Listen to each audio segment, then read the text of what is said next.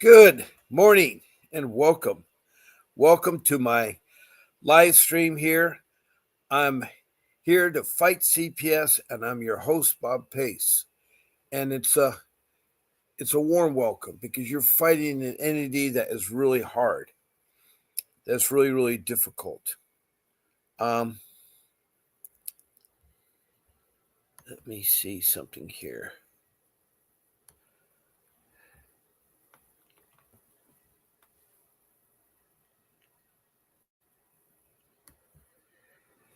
Okay. Um CPS is very difficult. And what I mean by CPS, I mean the child protection systems. It's a part of social services as mandated by Congress that they protect our children from neglect and abuse.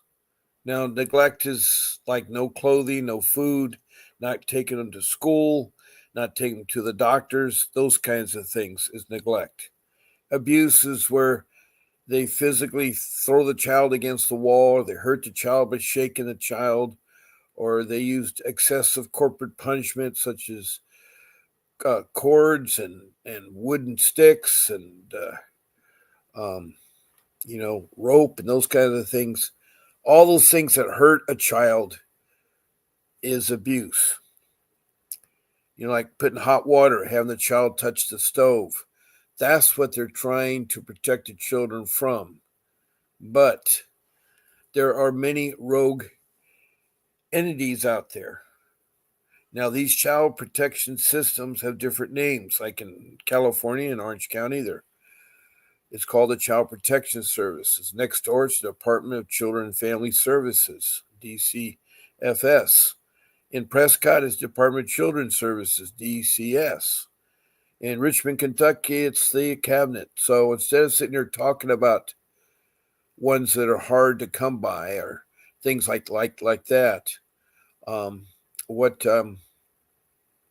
I just say it's so simply CPS. I mean, Child Protection Systems. And they're found in every state, and every state has counties. So every county has one. Some states may have 1,000. Some states may have, 500. It all depends on the number of counties. But if there's a county in a given state, there is a CPS, a child protection system there. And I want all of you to know that it's hard to decipher who's bad and who's good. And there is ways of doing so.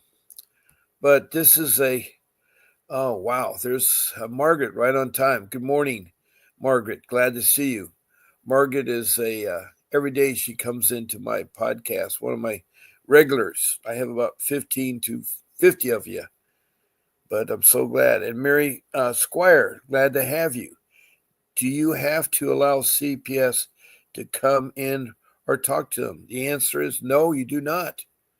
You have constitutional rights and you have civil rights, and you need to know them, and most people don't know them. Now, what I'd like to do, hold on a second here.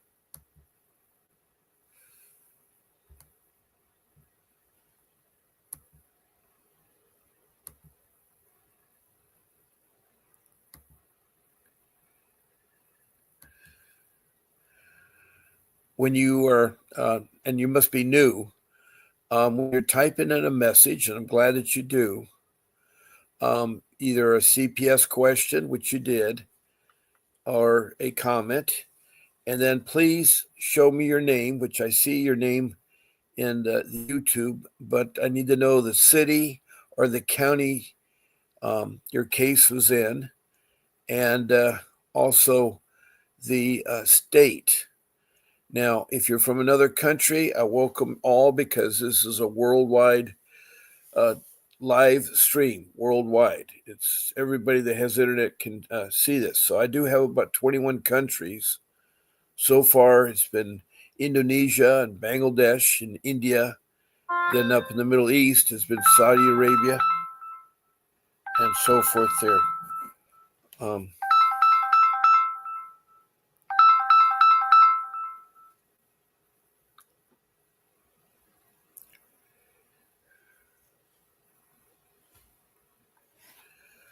Um, Sorry, my phone was ringing. I thought it was my phone for someone on the podcast. So, Mary, try also to be complete with your case, but she asked a very important question. And that's one of the problems that most parents think you have to let them in.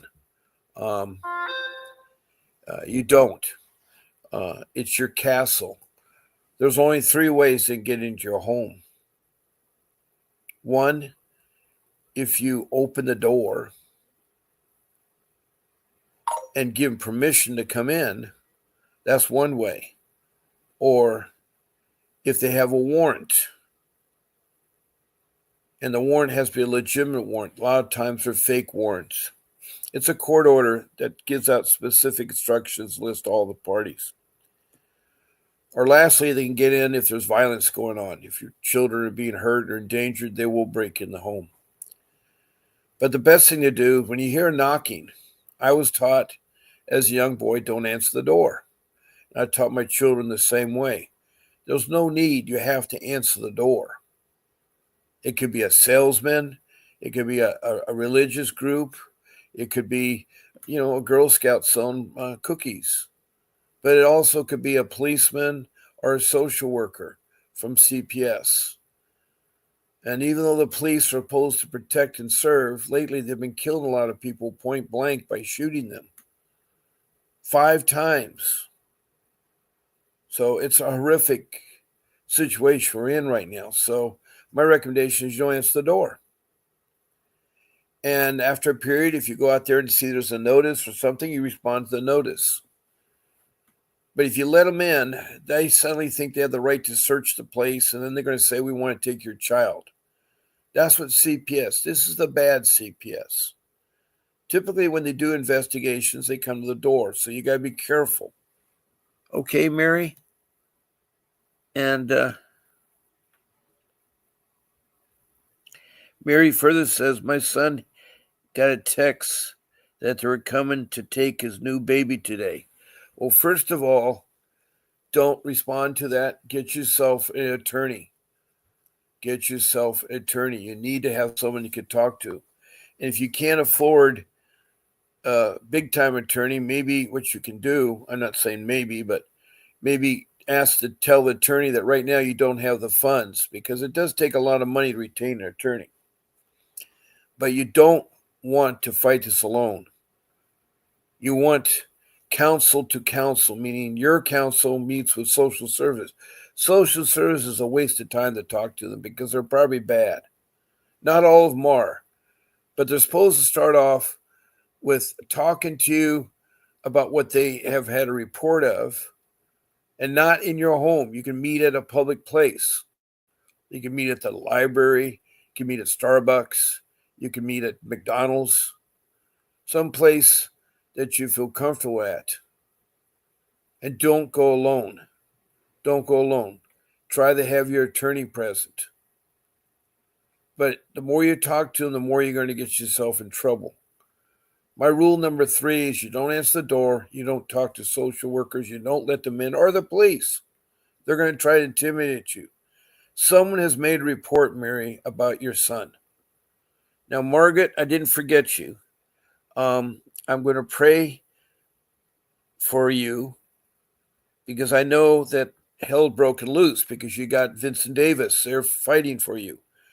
Keep calm. And I understand they're going after your son. Margaret's grandchildren are trying to be taken. And there's something going on with her and her son. I don't know what the allegations are. Margaret, you've hired Vincent Davis. Let him direct you what to do. Let him direct you what to do. Tell your son not to speak to social workers, not to let them in their home, and certainly not to take your grandchildren. It's very important. And Mary, I still don't know where you're from. It'd be nice if you could tell me that. That would be great. That'd be great. Now, this live stream, I want to say something right now about this live stream here.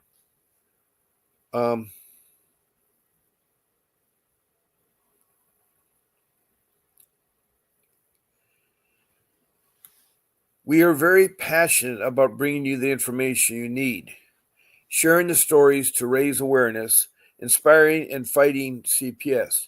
To keep creating the content you love, we need your support. Production costs are rising, and every contribution makes a real difference. You can help us by continuing to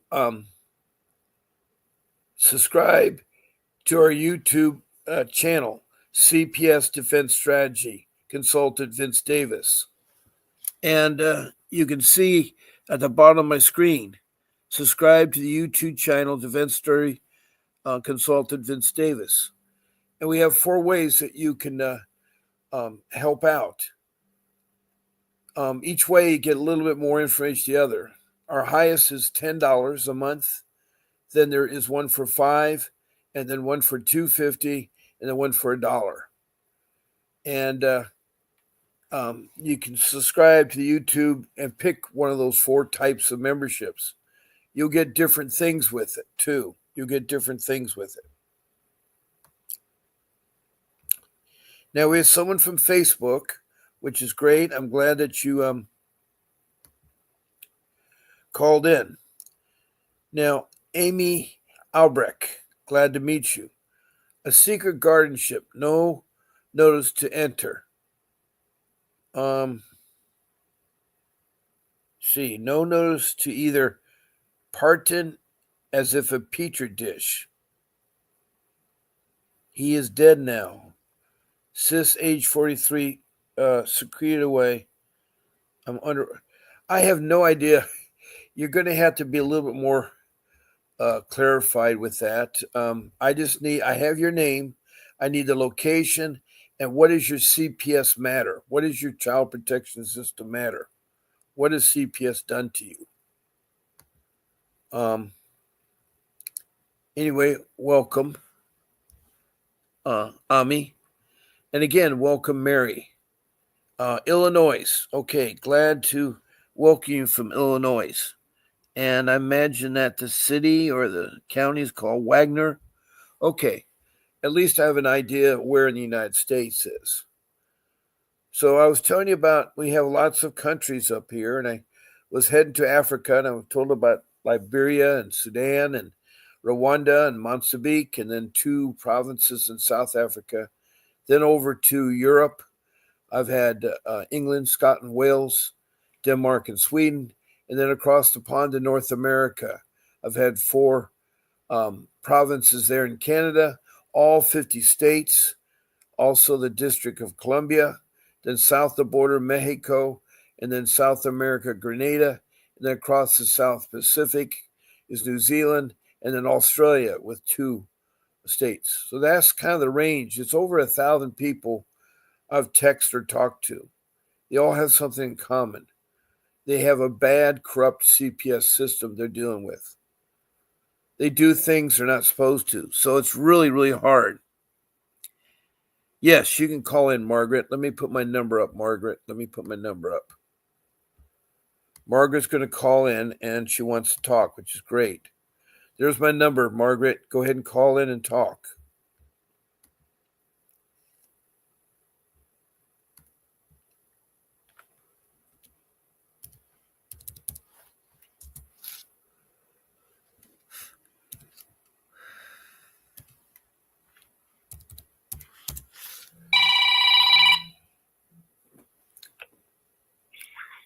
Is that you, Margaret? Hi. Hi, Margaret. Welcome to my live stream. I don't know from where to start. It's okay, Margaret.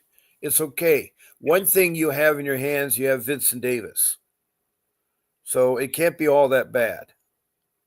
So what are they doing to your son? What are they doing to your son? Well, he came to my house with his 3 daughters. Wait, say this again? He came to my house with his 3 daughters to see me, to visit me. Well, yeah, that was a while ago, right?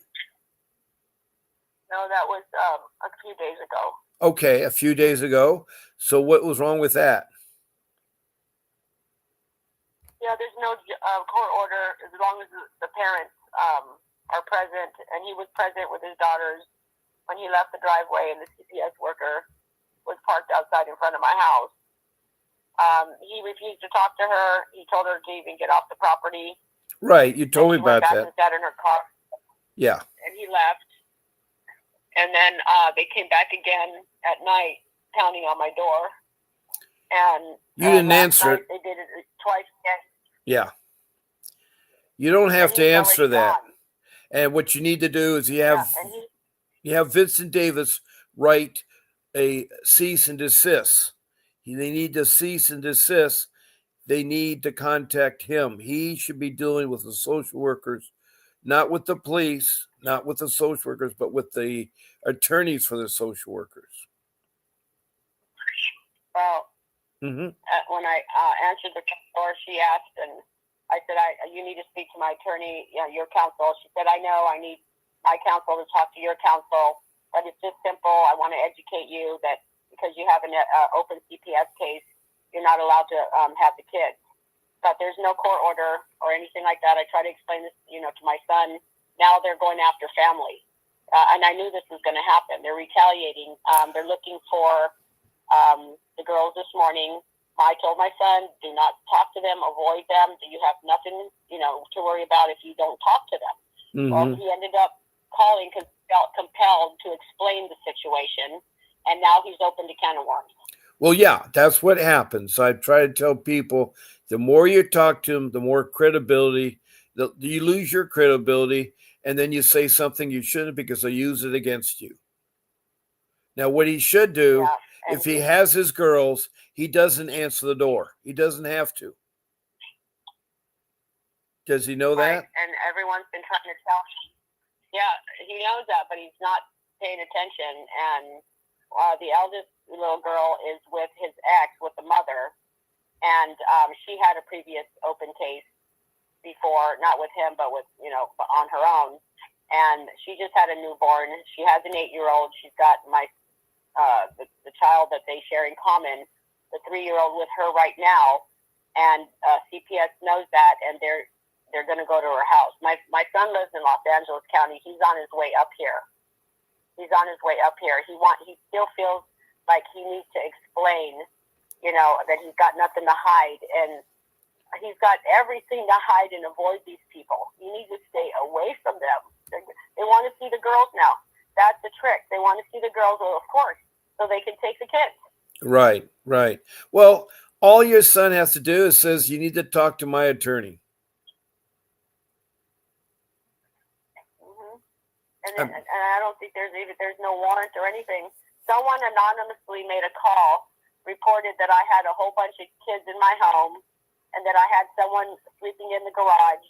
That was when the first one officer came out day before yesterday in the morning. He said, may I take a look? And he just came in the entryway. He didn't search the bedrooms. He didn't look around. They know our family from previous incidences, but he was fine, and everything. He saw my eldest son there was 2 of the grandkids, and they left. They left. The worker didn't see me at all, not at all with the children. There's no court order that I can't be around them, but I realize the risk because CPS will use that to take to target your family members. I've been told this by many, many people. They will even go after your own family. Oh, yeah. What does Vincent tell you to do? I texted Mr. Davis last night. They were pounding on my door. There was 2 squad cars with 3 officers and 2 CPS workers that returned. She stopped me in the middle of the road. And I rolled down my window, and she wanted to know where the 3-year-old was. I told her, you're not supposed to be talking to me. You need to call your counsel and have them call my attorney. I said, I don't have anything to say to you. And I drove away. So I drove away, and I parked about a block away. And I'll be darned if she didn't go up to my door. I saw the police pass me by. I tailed it to my home. They went up to the front door, and they were pounding on my door. They were pounding, even though she knew I left. She knew I wasn't there. Nobody was in the home. She still went up to my door with the police officers pounding on my door. Okay, that's fine. That's fine. Mm-hmm. But the thing is, you need, you can call the office. How's Vincent want you to communicate with him? By email, but I do plan to call the office as soon as we hang up because I have texted him, and I'm sure he's aware of the situation.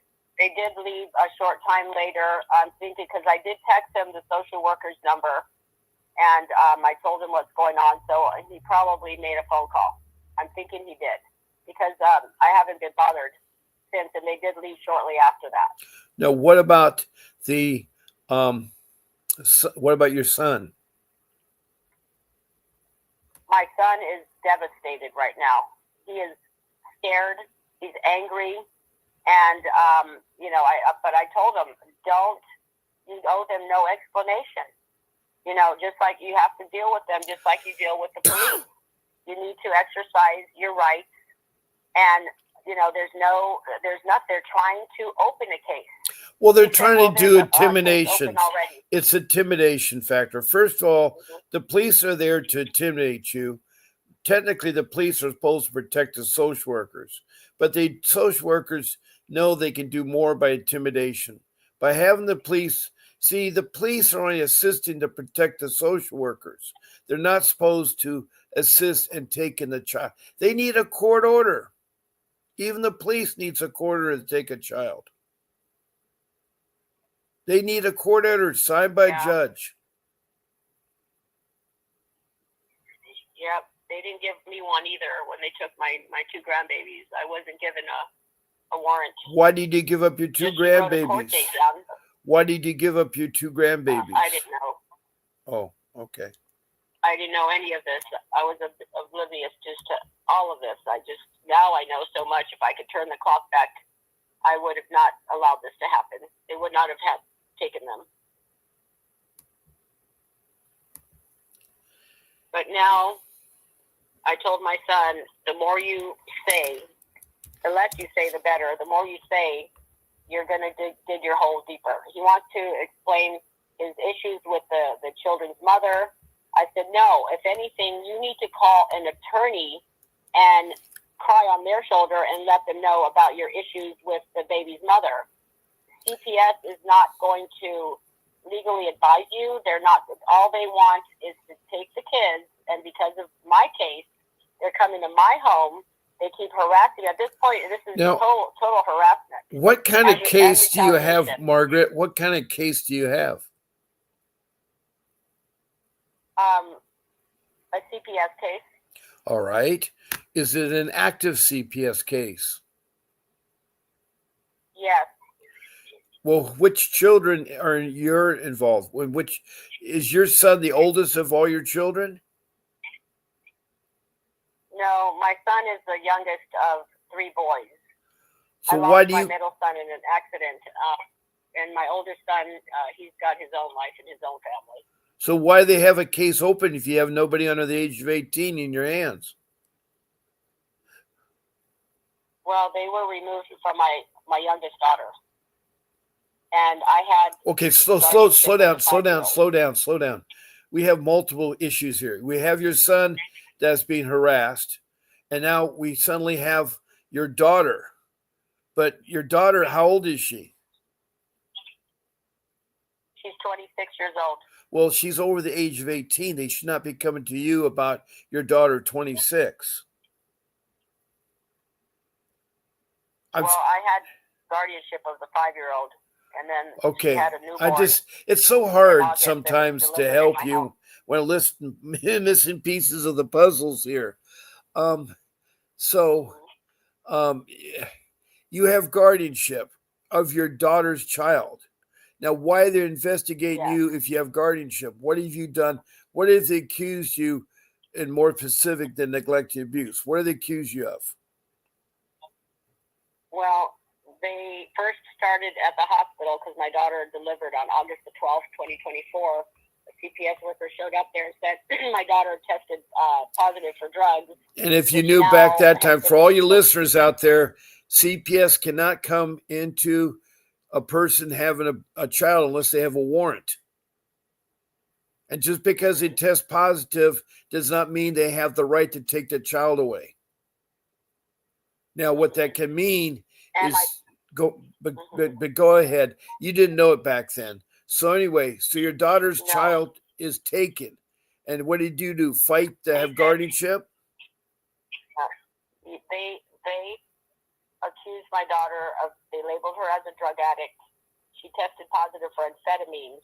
They did not test her for methamphetamines. The baby apparently, we just got the results after 6 months from the meconium sample they took, and the baby is showing methamphetamines and amphetamines, but not my daughter. So, long story short, they took the baby, they placed him in their custody, then they came to my home when I wasn't there. They walked through the house, they questioned everybody, and the CPS worker left for 3 hours, and she came back with the police officer, questioned my 5-year-old outside without anybody present. I wasn't allowed to be present. And my granddaughter just kept looking back at me like she felt so uncomfortable talking to them. But I wasn't allowed to approach her whatsoever during the questioning. And the worker said that, told my granddaughter she's going on vacation. And she handed me a drug slip right away if I was willing to drug test. Unknowingly that I still had a right not to refuse that. I took the drug test and I went and tested. Now, why did you take the drug test? Why did you take the drug test from them? Why did you not use your own doctor and do your own drug test? Well, and the ironic thing is that I get drug tested once a month, every single month, because I was on pain medication prescribed, and I was a role model patient. I even got 3 letters from my doctor. I'm not on pain medication anymore. We were in June, before all this even started, we started talking, my doctor and I started talking about, I asked him I'd like to start getting weaned off of the pain medication. I've been on it long enough, and sure enough, we started it, and now I'm totally off of it. I've had no withdrawal symptoms. I'm fine, and everything's good with that. But they're making a big issue out of it. They're saying that I abused my pain medication. Well, wait a minute. Pain medication. What does Vincent show to the judge? What did he do with the judge about that? Have you been to court yet? Not.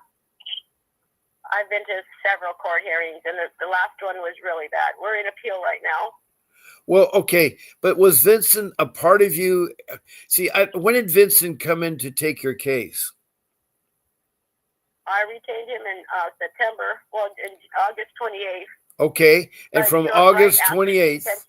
Okay, from August 28th. Right after the detention hearing. All right, from August 28th, what has he done for you in court? He filed a de facto, and that was denied. This county is very tough. Anybody that tries to come up against it, they run them out. Yeah, I know it's very tough. It's okay to be emotional about that. I understand. It's okay. I know it's very hard and difficult. It really is. I don't feel safe in my own home anymore. I've got my home up for sale. Well, what they're doing, they're intimidating you. You're intimidating you, and you don't need to be intimidated. You don't need to be intimidated. You need to have Vincent talk to you about your about what to do, the strategies and everything else. Well, like everything else, things cost money. So, I just like you, but I'm selling my home to my son so I can pull out all my equity and pay. I'm putting everything I have financially to fight this.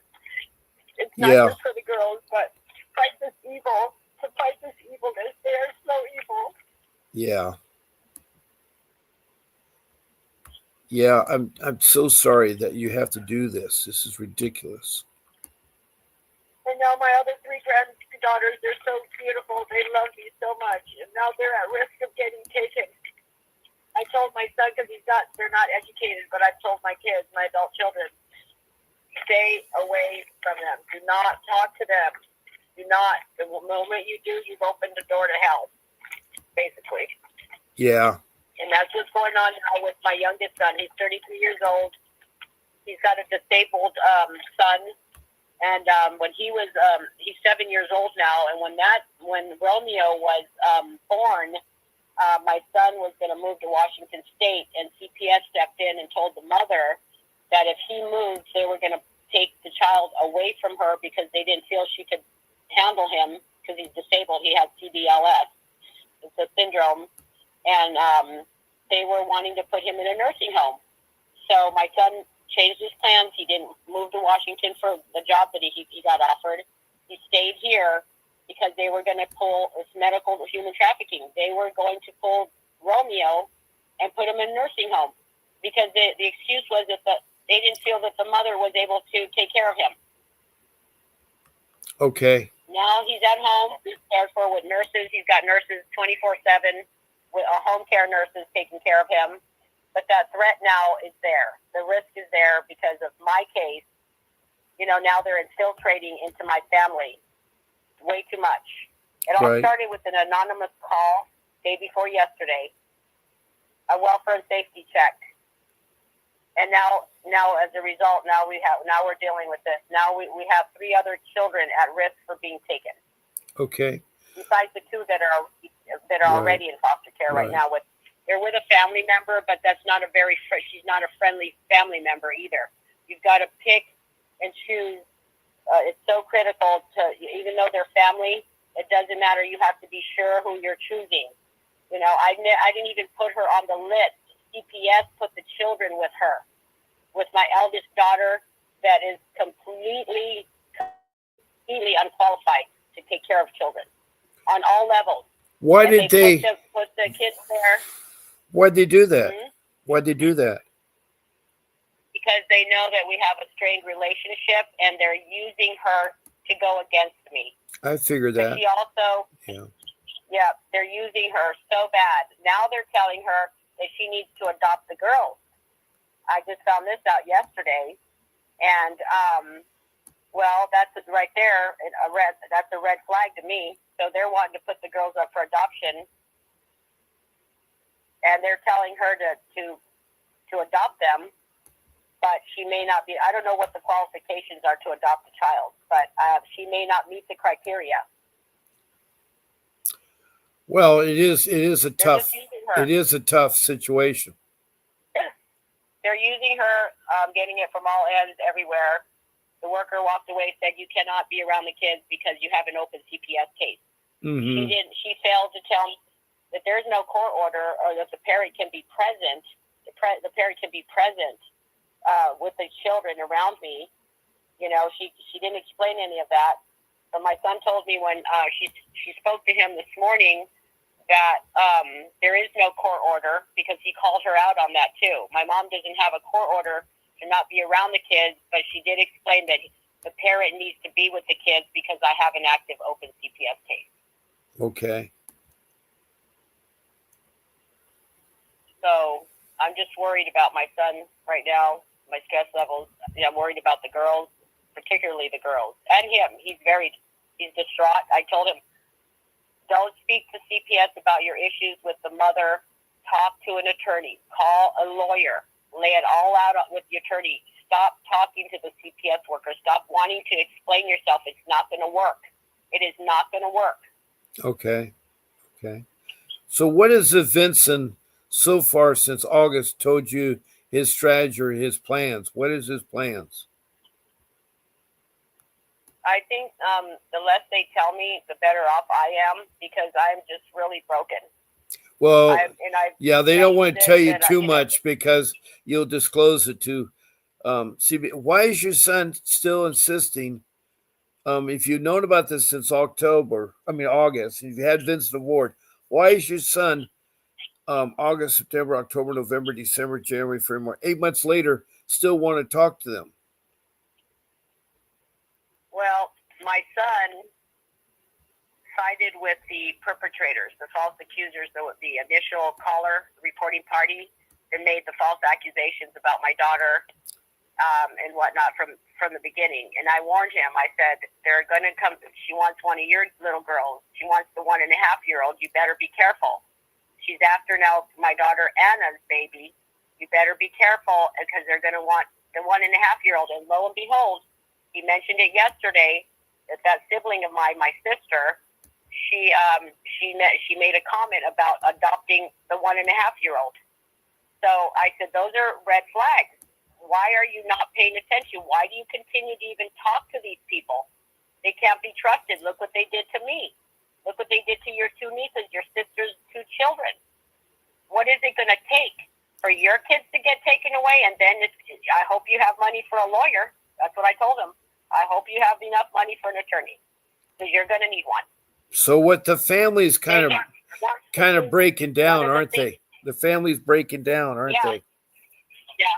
And one of the issues is, and I've sent this video to my kids, and I've told them 3 mistakes. They don't take it. 3 mistakes that Mr. Davis has stated clearly, that the parents do not take it seriously. Number 2, they think they can talk their way out of it. And number 3, attending those CFT meetings. You do not want to do any of those 3. You want to take this seriously. You want to, not attend to a CFT meeting, and you don't think you can talk your way out of this, because you're not. You're not going to be able to do it. Not without a lawyer. Those are the 3 things that Mr. Davis posted on one of his videos, and it's very true. It's absolutely true. Yeah. Because those CFT meetings are the ones where they have probation there, they have the police there, they have the whole community there to find out all the dirt on you, and then they use it all against you when you go to court. Now, why are they going to who organized the CFT meetings? I've never heard of that terminology. What is CFT? It's a child family meeting to reunify the family, and that the children are supposed to be present in this meeting too, the children involved. But most of the time, the children are not there in these meetings. Well, first of all, are the attorneys supposed to be there? The attorney should be present, absolutely. But sometimes they're not allowed in those meetings. But I'm pretty sure an attorney, would be able to get, authorized to be there. I'm sure. I mean, they have to. I mean, they should be. They're supposed to be. If you have legal representation. I think the lawyer should be involved in everything that they want to try to do and schedule. So the downfall is, even with family, you got to be careful, because I didn't even have my eldest daughter on the list to have the children placed, with family, and they placed them there because they already knew that we had strife, we have issues, we have a strained relationship. So now they're using her. They are using her. So all they do is cause division. They're causing so much division. It's unreal. The more time passes and I'm hearing a lot of things and experiencing it myself, I'm convinced they are not right. They're corrupted. They're all about the money. That's it. It's just about the money. Wow. They have no reason to try and, take the kids away. They did get a call. They got a call. So, and that's their evidence. That is their evidence. Once the reporting party makes that call to the CPS worker, that is their evidence against the parent or guardian. That's their evidence. And that's what they will use to come and get the kids taken away. Yeah. From the information they receive from the caller. That's their evidence.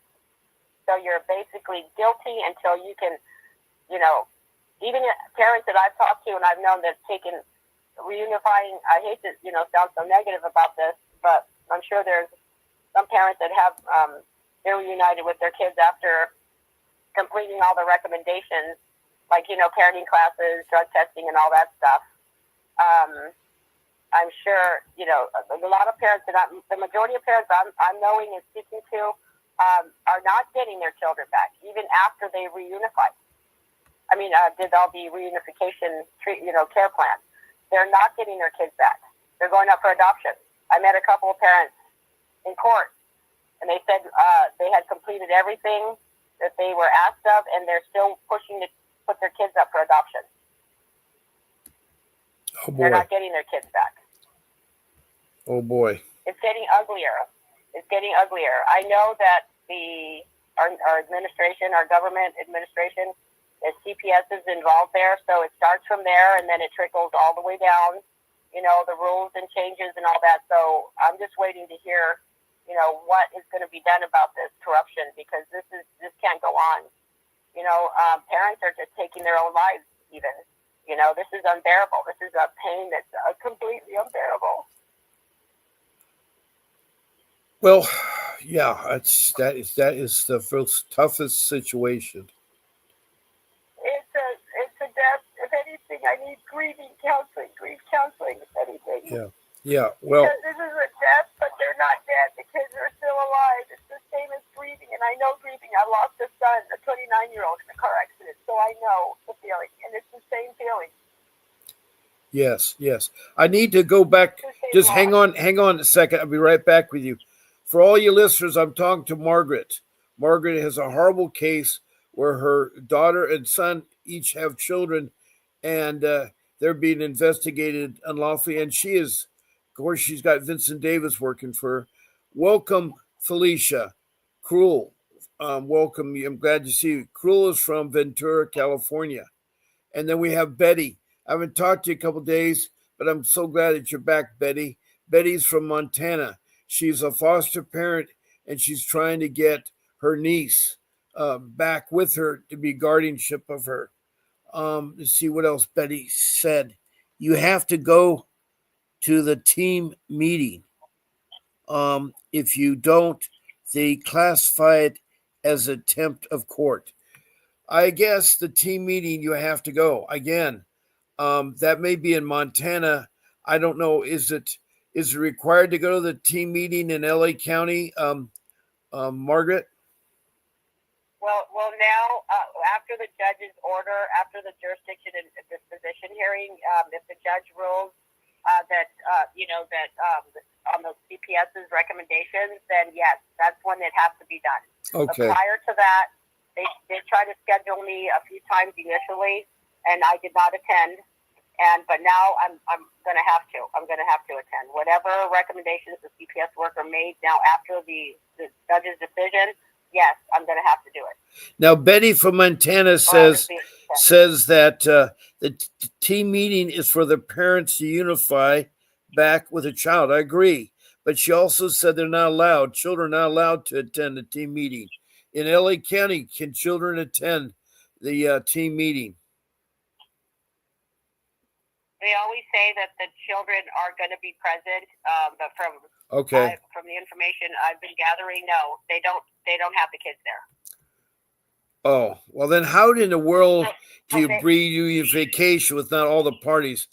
The team meeting should be something where the attorneys for both the social workers and the parents and the children's attorneys and the children should be present. It should be a thing to unify. How are you going to bring? It's just like they tried to do with the Ukrainian situation. How can you have a meeting with the Russians and not have Ukraine involved? They had this meeting in Saudi Arabia with the Russians and the Americans. But where was the Ukrainians? He wasn't invited. Now, I know that he got together. He's had meetings with the U.S., but having a partial meeting is not working. And, of course, the last meeting the Ukraine and the U.S. have, it was really bad. It was bad on both parts. But now I think they're trying to patch things up. But you can't have meetings if you don't have the opposing parties there. I mean, you just end up playing politics. So you need to have the children involved. Now, maybe in Montana, they don't allow it, but it makes sense that you have all people there. Well, in this case, it's just not the parents and the CPS worker, or if the children are present and are included in the CFT family plan. No, the whole community. There's a panel of other CPS workers that you've never seen in your life. There's probation there. The police is there. A lot of community people are there in that CFT meeting. This is why, and I'm going to listen to my attorney. He strictly said 3 things.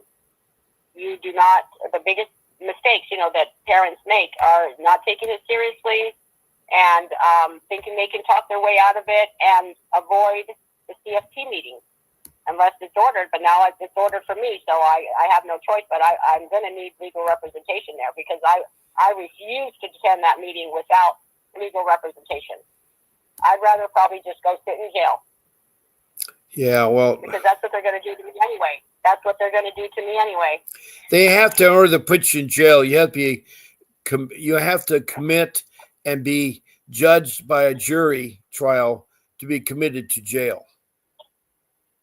They just don't throw people in CPS case to jail. Right. I understand. It's a figure of speech, but that's my feeling. I understand that. Jail time or incarceration time is done through criminal court, and it's because of a criminal offense.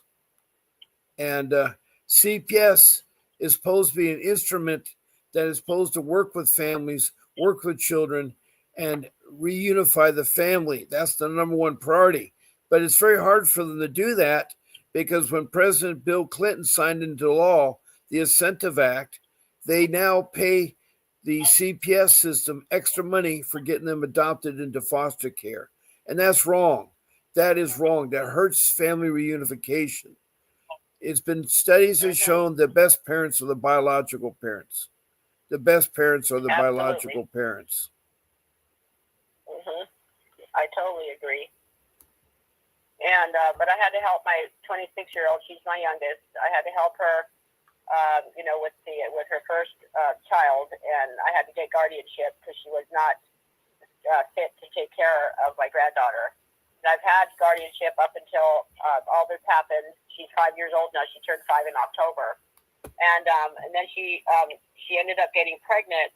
The birth control failed. She ended up with 6 false positives, and until finally she was almost 8 months, and they finally determined there was a baby in there.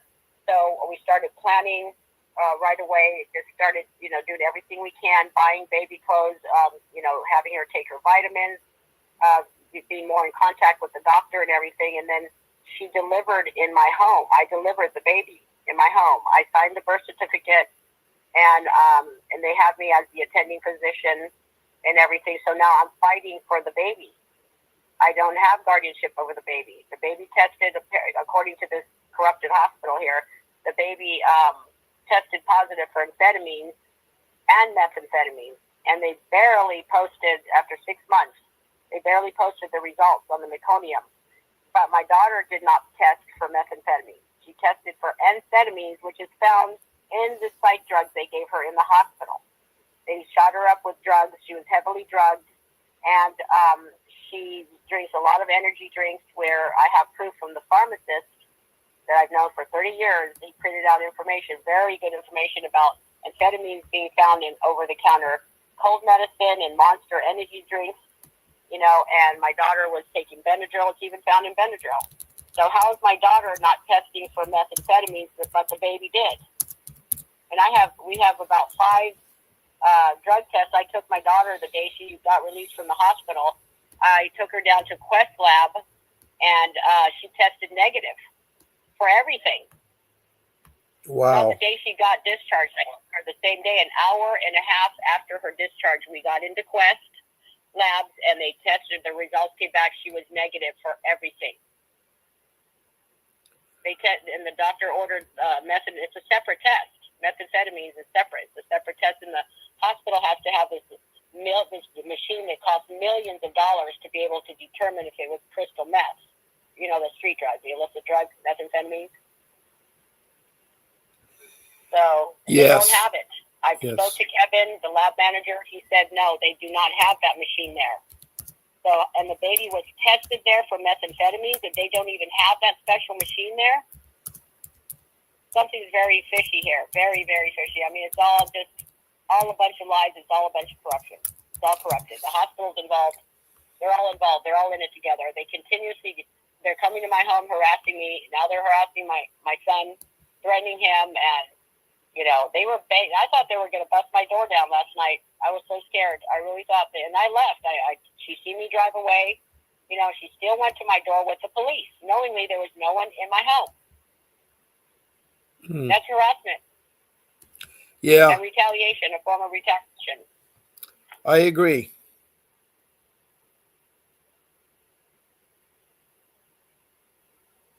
So I'm just waiting for some news from my son.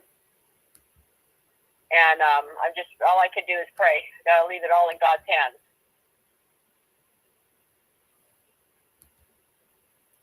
Yeah, that's all you can do. You're right. They're treating me like if I'm a, a registered sex offender, or if I murdered somebody. They're treating me so horrible. And the worst part of it, what scares me the most, is that my eldest daughter, she's a lawsuit happy person. She sues anybody she can. She's even threatened me at my home if I didn't fix the crack in my driveway that she would sue me. Since then, I did get a new driveway, but she filed some bogus charges on me. So now I have a criminal case hanging over, which I have trial this month to attend. I have to get that over with. That's the major downfall right now that's hanging over my head. So, and the judge, he ordered a search and siege of my property, my vehicle, and my purse. And I'm released. I didn't even know this. I'm released right now on an OR, on my own recognizance. So technically it's like a bail, but I didn't have to pay. He released me on my own. So if I get in any trouble, I feel that if I get in any incidents with CPS or anybody, that OR can be revoked and I can get arrested. Yeah. That's what's terrifying me. All right. You know what I'm going to have to do, Margaret, is first of all, I need to answer Betty really quick because my time's run up. They don't want the children to be involved because it can be a hostile in the meeting. And I can understand that, Betty. I can understand that perfectly. They ask the children separate questions without the parents being there. Sometimes the questions are coached. Sometimes the children, maybe want to retaliate. It's a hard subject, Betty, and I appreciate your input. But I do have to end my show. And I just had Ella Patty come in, and I know that CPS is corrupt. I was in a domestic violence situation where my boyfriend beat me up so bad to break my hand. CPS showed up and got a social worker from hell. Yeah, I believe that. And welcome. Ellie, this is your first time. I don't know where you're from, but I got to end my show. I know it's 100% true, Ellie Petty. And thank you. Please, Betty and Ellie and Margaret, I'm on again tonight. And also Cruel, please come to my podcast tonight. And you too, Mary and Amy. It was good to hear from you all of you this morning. And what you need to do is hang on to your children. God bless you. And thank you so much for sharing what you're saying there. And we will talk again tonight at 7 p.m. Pacific Standard Time. Keep fighting for your child. God bless you. And that's Bob Pace signing off.